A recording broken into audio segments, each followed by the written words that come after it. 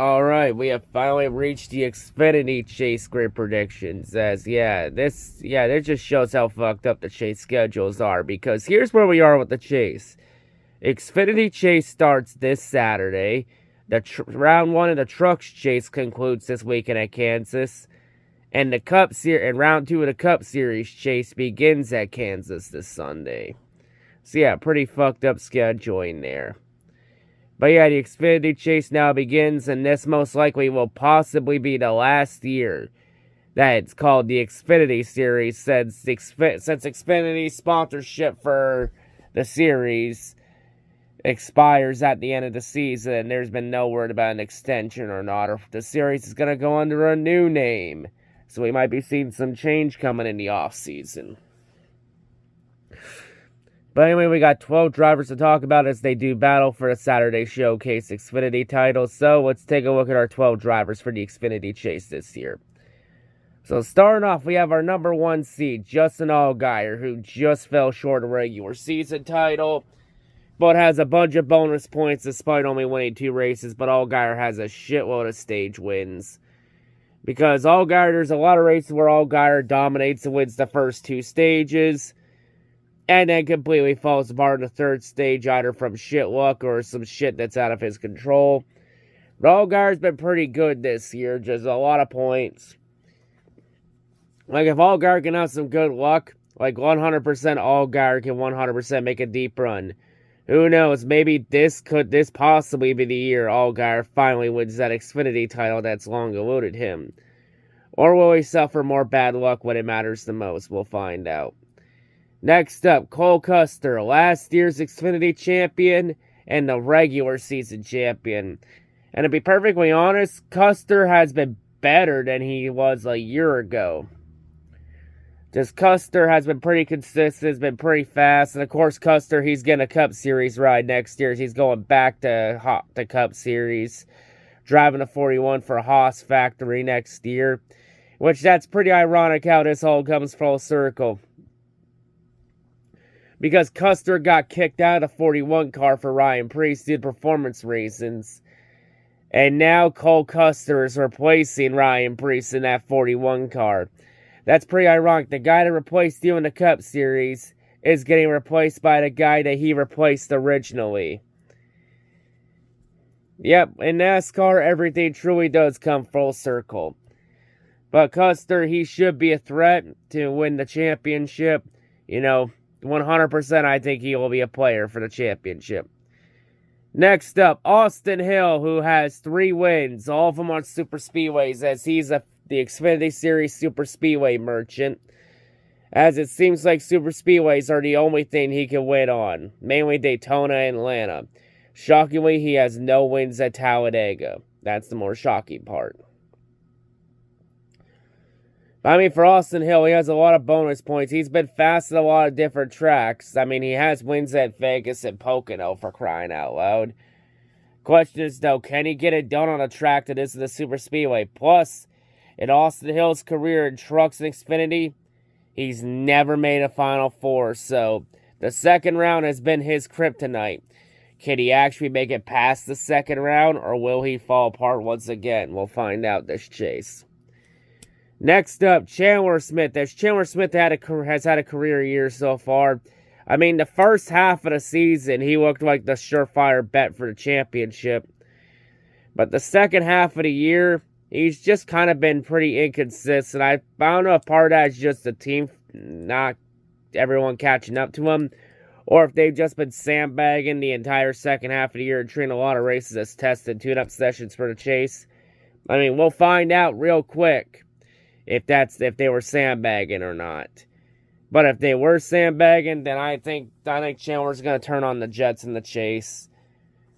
And we don't know what's going to happen with Chandler Smith. Rumors are he's going back to Colleague next year for Xfinity. So we'll see what happens there. Next up, we have the Kiwi, Shane Van Gisbergen. Of course, last year nobody knew who the hell he was until he won the Cup race in Chicago. But this year, everybody knows him now as he has 3 wins this year, all 3 on road courses. But that's about where he's only been good at his road courses. Oval tracks, he's been pretty mediocre, around 15th to 20th.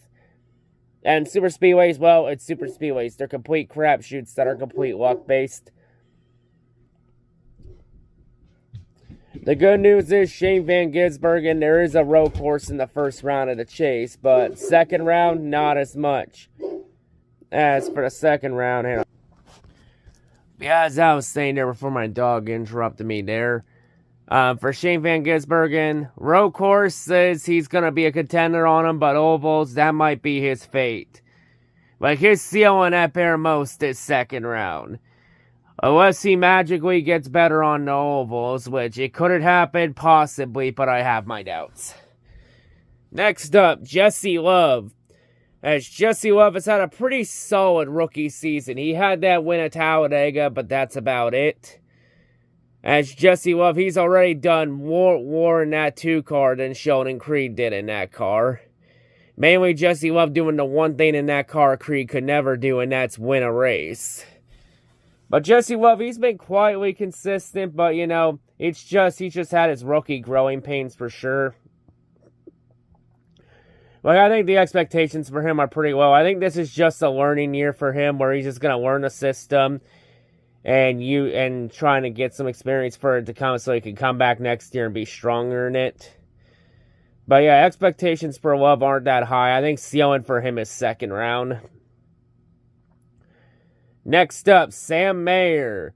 Well, Mayer, he has 2 wins this year, but Sam Mayer has been extremely inconsistent this year. He's been pretty inconsistent. Like, there are moments he's doing well, and then moments where he's just completely awful. Like, hell, Sam Mayer didn't even finish the regular season inside the top 12 in points. Like, hell, without the winning in stipulation, Sam Mayer would have actually missed the chase, and Ryan Sieg would be here instead. But we'll find out if Sam Mayer and the 2 team and that 1 team have been sandbagging or not. And of course, Sam Mayer in a lame duck year, what Junior Motorsports says he's going to be gone next year. There have been rumors about possibly the Xfinity team for Haas Factory. There's been rumors about a Cup ride. We'll have to see what happens there. But I imagine probably the Xfinity ride at Haas Factory. But Sam Mayer, he's easily one of the biggest boomer bust picks going into the chase. He's either going to go deep or he's going to be out very early. And there's really no in between. Next up, Riley Herbst. Well, Riley Herbst he got that win at Indy. And that's really about it. He's been easily the weaker of the 2 SHR cars, but, you know, he's had his moments too, but, you know, just pretty quiet. You know, not much to say with Riley Herbst. You know, ceiling for him is second round. Like, he ain't a championship contender. Next up, Sheldon Creed. Well, Sheldon Creed, he's done everything this year except win a race. The only thing he's really been winning at is second place finishes. Because, Jesus Christ, he's already set the record at Xfinity for most second place finishes without a win. Like, Jesus Christ, what does this man have to do to win a race? Jesus. And, of course, he's in a lame duck season, as next year he'll be leaving JGR to go to Haas Factory to drive the 00 to replace Custer. So, yeah, and, of course, you know, with all the second-place finishes, he's been pretty consistent this year. You know, I think this is playing out pretty similar to Daniel Hemrick 2021. You know, I wouldn't sleep on Sheldon Creed. I think Creed's going to go a lot deeper in the chase than people may think. Next up, AJ Allmendinger. Well, Allmendinger, he's been one of the biggest disappointments in Xfinity this year, considering what he did in those last 2 full-time years. You know, and this year, he's just looked like a complete shell of himself. Like, he doesn't have that many bonus points coming in. He hasn't been a factor really on the road courses outside of Watkins Glen, mainly because of Shane Van Gisbergen taking it over. Just Allmendinger has not really been that good this year. Despite his performance, he's somehow getting a Cup Series ride next year in the 16 for Call League. Why? I don't know, because Call League likes to reward good people and just reward mediocrity. So yeah, Allmendinger was going to go to the Cup Series. And he'll probably do nothing there except maybe win one road course race. That's about it. But yeah, expectations for Allmendinger aren't that high. Like, I think he's at first round elimination. His ceiling is second round. Not expecting much out of him. Next up, Sammy Smith. Jesus Christ. Sammy Smith has been pretty awful in that 8 car. Like, he's been a massive disappointment, Xfinity. Just, was a disappointment with JGR. And the move to Junior Motorsports hasn't helped whatsoever. Just a pretty disappointment overall, especially with how good he was coming out of ARCA. Just some drivers don't do well in some series, and some drivers just don't do well in others. But yeah, Sammy Smith's been pretty disappointing. He just barely snuck into the chase. Sammy Smith is easily screaming first round elimination. My expectations for Sammy Smith are pretty low. If you put any expectations on him in the chase, he'll probably disappoint there. And then finally, we have our final Xfinity driver, Parker Kligerman. Kligerman, he's back in the chase. I don't think that 48 team is as strong as it was last year, when Kligerman was, contending. This year, though, it's like the 48 team for Big Machine Record Racing. That team has taken a massive step back this year. But Kligerman still made it in. And, of course, the lame duck year for Kligerman, as Kligerman's retiring at the end of the year from any full-time NASCAR opportunities. So he'll be finally calling it quits and just becoming a pit reporter for NBC full-time. Or maybe he'll go to, Amazon or TNT, or hell, maybe he just goes to Xfinity full-time on the CW channel. Oh yeah, I forgot to mention, the entire Xfinity chase this year will be on the CW channel, but being produced by NBC. But next year is up in the air, as CW will take over completely full-time next year. The CW just getting their feet wet to end the year. So yeah, just thought I'd point that out there real quick. But yeah, Kligerman, though, I'm not expecting too much out of him, After last year, I think the regression's going to make him take a step back this year. But yeah, those are the 2024 NASCAR Xfinity Chase Grid Field. So now, time for our round 1 of the chase. So we got Kansas, Talladega, and the Charlotte Roval. So out of these 12, who advanced to the round of 8? So here are the 8 drivers I have advanced into the round of 8 on the Xfinity Chase, the second round.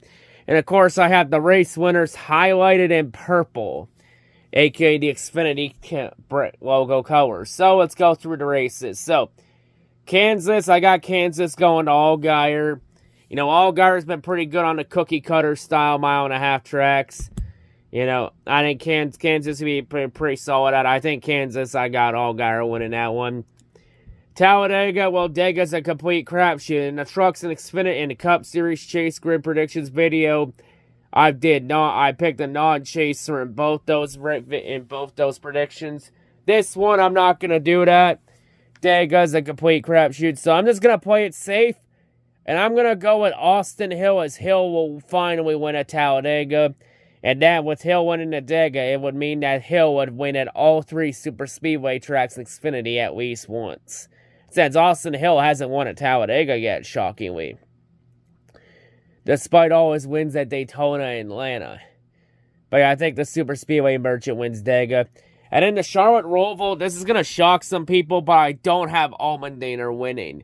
I think Allmendinger, for the first time ever, is going to lose at the Charlotte Roval.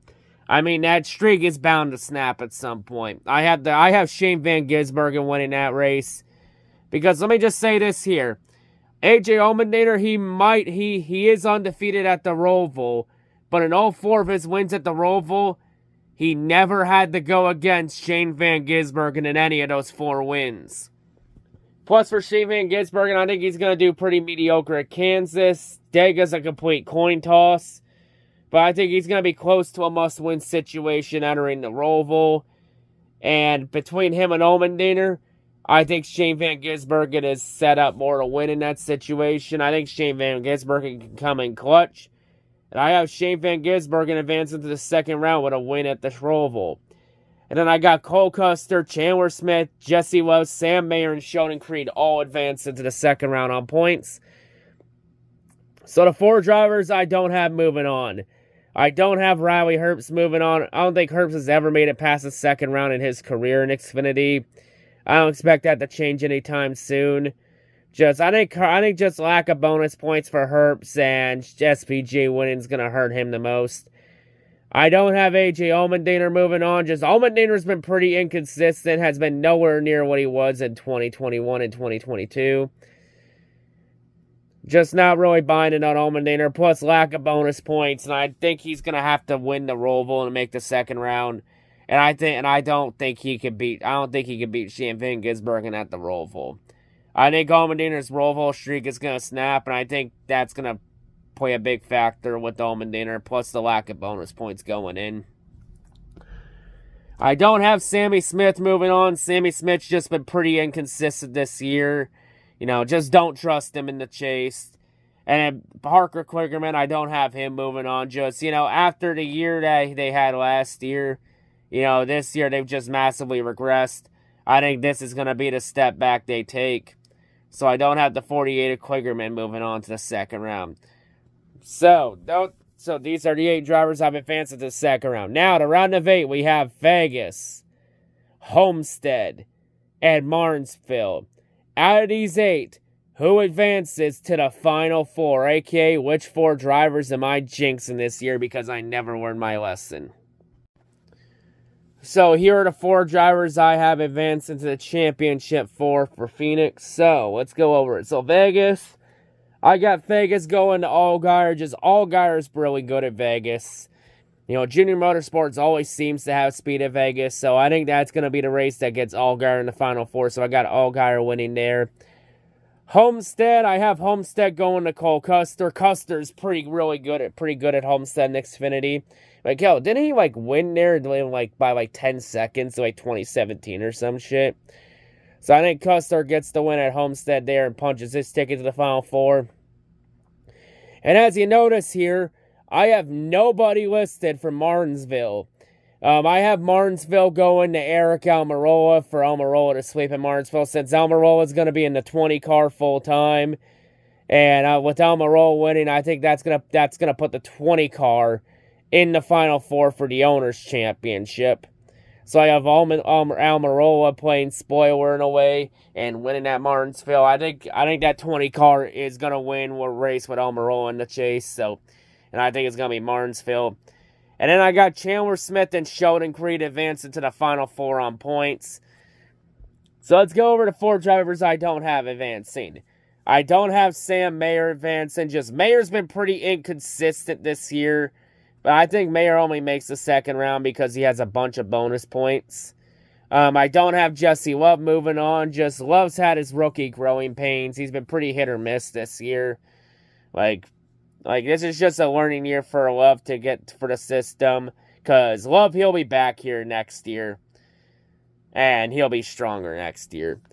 I don't have Shane Van Gisbergen moving on. Just Shane is not really good on the oval tracks. Just pretty inconsistent and mediocre on the ovals. And finally, I don't have Austin Hill moving on. I think Austin Hill, I think Hill's just going to choke. I think Hill, he should be a lock for the final 4. But I think Austin Hill is going to choke again. And once again, he'll fail to make it past the second round in the chase. So yeah, this is my final 4 for Xfinity this year. Justin Allgaier, Cole Custer, Chandler Smith, and Sheldon Creed. And I do think in the chase, Creed will have a couple more second place finishes. I think he'll enter Phoenix at possibly 15 or 16 second place finishes without a win in Xfinity. But yeah, the final 4 for Xfinity. Out of these 4, who will win the 2024 Xfinity Series Championship? So let's break down the final 4. So we have Chandler Smith. He was pretty good in the spring, but we've usually seen in the past that drivers that do well in the spring tend to not do well at Phoenix in the fall, because the springtime is a lot different than the fall, especially with temperatures and shit. I mean, Cole Custer, he won the championship a year ago, but I don't know if Custer could do it again at Phoenix. Just, it's very hard to win a championship 2 years in a row under this current format. Because this format is designed to prevent drivers from just completely dominating and bitch slapping the field. Like, hell, in all 3 series, the only time we've ever had a back-to-back champion under this championship format was Tyler Reddick in 2018 and 2019. And Reddick did that with 2 different teams, with Junior Motorsports in 2018 and RCR in 2019. Like, yeah, Reddick's the only driver under this format to win back-to-back championships, so I just think Custer's going to fall victim to the format again this time. I think it's between Allgaier and Creed. Like, Allgaier, he's really good at Phoenix. Like, Phoenix is one of his best tracks. So, Allgaier, he'll be a contender for the win. He's come close. Like, ever since we moved it to Phoenix, he's come pretty close to the title on a couple occasions. Just has never been able to seal the deal. He'll have a fast car, of course, for Phoenix. But, of course, I think this is shaping out a certain way. Because there was a driver in the field that had so many second-place finishes without a win, but pointing his way into the Final Four, hadn't won anything up to this point. Until this race in 2021 when it mattered the most. Now, I think for a certain driver in the field, well, he has a Truck Series title, but Xfinity, he hasn't won anything. I think he points his way in the Final Four, and then when it matters the most, I think he finally gets that first career win that will end up leading into a championship. I have Sheldon and Creed winning the 2024 Xfinity Series championship. I'm really doing this. I think this is playing out exactly like Hemrick in 2021 3 years ago. Where Sheldon Creed will go in the Final Four not winning anything in Xfinity, but will get in on points. And then Sheldon Creed gets that first career win at Phoenix when it matters the most and gets the championship. And he's leaving JGR in 2024 like Hemrick did in 2021. Yeah, Creed's going to go to the Haas factory team, and Creed will probably do nothing with that team. But hey, at least here he'll have his moment with the championship. But yeah, at least the difference between Creed and Hemrick's is you could make an argument for Creed that it's pretty legitimate. Because Creed has been pretty consistent this year, especially with all those fucking second place finishes. But yeah, I think everything is shaping up for Creed to win the Xfinity Championship at Phoenix. I think it's going to play out like Hemrick in 2021. But yeah, those are my Xfinity Championship Chase Grid predictions. So yeah, those are my predictions for the Xfinity Chase this year. That's all I got to say. Hope everyone's a great day, and I'll see you whatever I make next. I'm out. Now watch AJ Allmendinger win the Charlotte Roval and go 5-0 because we can't have nice things.